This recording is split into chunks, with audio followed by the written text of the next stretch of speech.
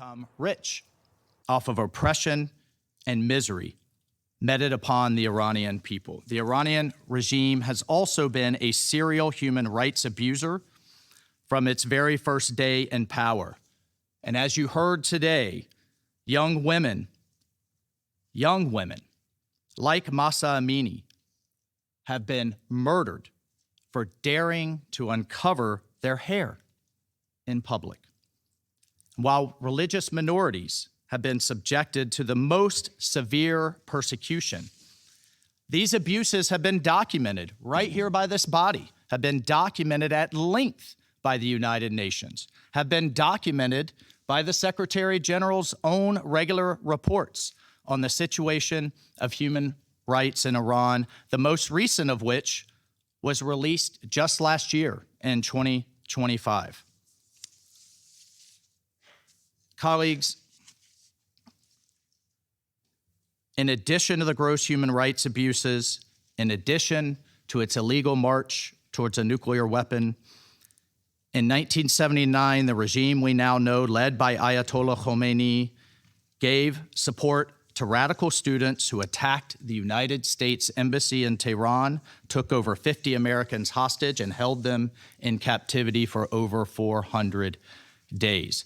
That was followed by the bombing attack on the United States Embassy in Beirut, killing 17 Americans and scores of Lebanese civilians, followed by the supported and direction of terrorists who drove 2 trucks filled with explosives into U.S. and French barracks in Beirut, killing 241 American soldiers and 58 French military personnel, all part of a multinational force invited by the Lebanese government.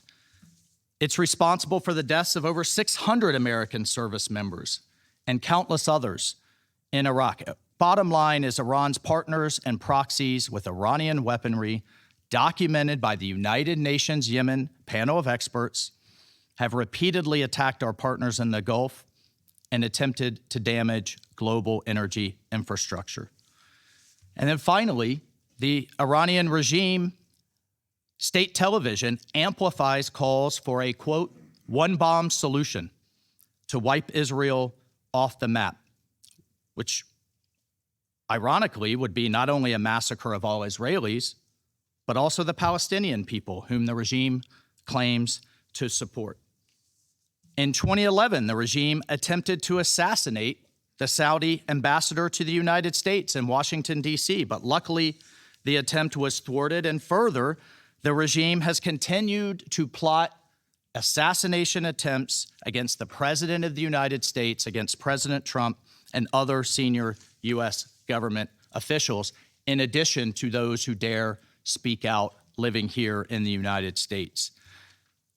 Colleagues, Iran has destabilized the Middle East for decades. It has supported and enabled Hamas's brutality, its hostage-taking, its heinous October 7th attacks. It has funded Hezbollah. It has funded the Houthis.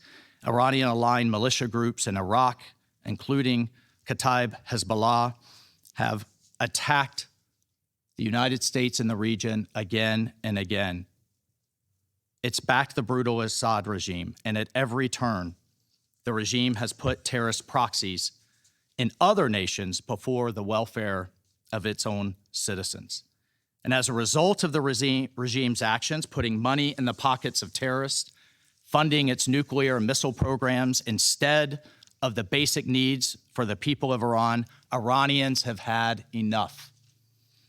The regime's dereliction of duty to its own citizens is what has put the Ayatollahs in the positions they are in today, with hundreds of thousands, if not millions, protesting in the streets after decades of neglect and abuse. So everyone should ask themselves, everyone sitting here today, how many people are dead? How many people are wounded, maimed, and abused in the Middle East, in Israel, in Gaza, in Syria, in Lebanon, Yemen, Iraq, even Venezuela, because of the regime's support for terrorism as the largest state sponsor?